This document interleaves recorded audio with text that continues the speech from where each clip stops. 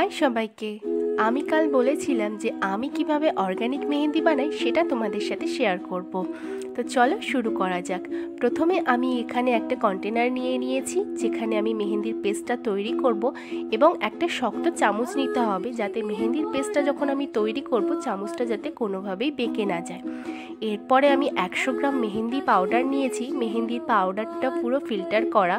তারপরে আমি এখানে নিয়েছি 30 গ্রাম চিনি, 30 গ্রাম লেবুর জুস, আমি এখানে পাতিলেবু জুসটা ইউজ করেছি। তারপরে আমি এখানে চা পাতা ফুটিয়ে যে জলটা হয় সেই জলটা আমি ব্যবহার করেছি, সেখানে আমি 200 গ্রাম জল ব্যবহার করেছি 100 গ্রাম পাউডারের ওপরে। এরপরে সবথেকে যেটা বেশি ইম্পর্টেন্ট ছিল ইউক্যালিপটাস অয়েল। আমি এখানে ব্রাইডাল মেহেন্দি কোন বানাচ্ছি তাই এখানে ইউক্যালিপটাস অয়েল ব্যবহার করেছি। এরপরে কন্টেনারটাকে আমি ভালো করে মুখটাকে বন্ধ করে রেখে দেব সারা রাতের জন্য। তো চলো এবারে দেখে নেওয়া যাক আমি কিভাবে অর্গানিক মেহেন্দি কোনগুলো তৈরি করি। আমি এখানে সেলোপিন সিড নিয়েছি, আমার একটা সেলোপিন সিড কেটে 12 পিস হয়েছে। এবার এখান থেকে একটা পেপার নিয়ে হাফের একটু বেশি জায়গাতে আমি একটা সরু পিন লাগিয়ে দিলাম যাতে কোণের মুখটা সরু হয়। এরপরে যে পেপারটা বেশি অংশে ছিল সেইটাকে ঘুরিয়ে ঘুরিয়ে একটা রোল বানিয়ে নিতে হবে।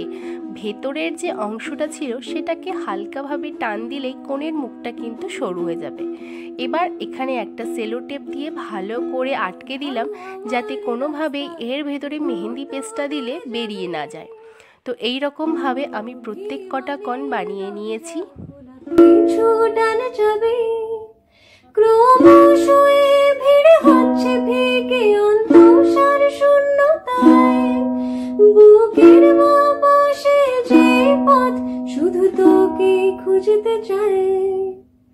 এটা হলো পরের দিন সকাল, মানে আগের দিন রাতে যে পেস্টটা আমি বানিয়ে রেখেছিলাম এটা হলো সেটা।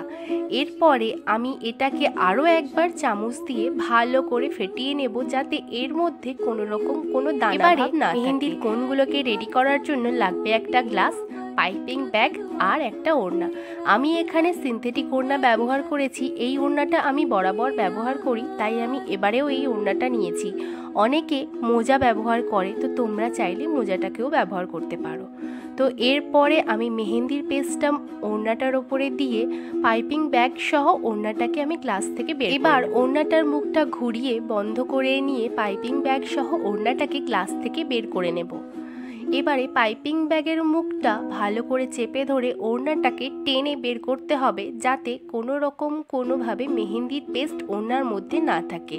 তো দেখো আমার এই দুটো পাইপিং ব্যাগের মধ্যে পেস্টটা আমি রেডি করে নিয়েছি। আর এবারে কোণগুলোকেও একে একে আমি তৈরি করে নিলাম।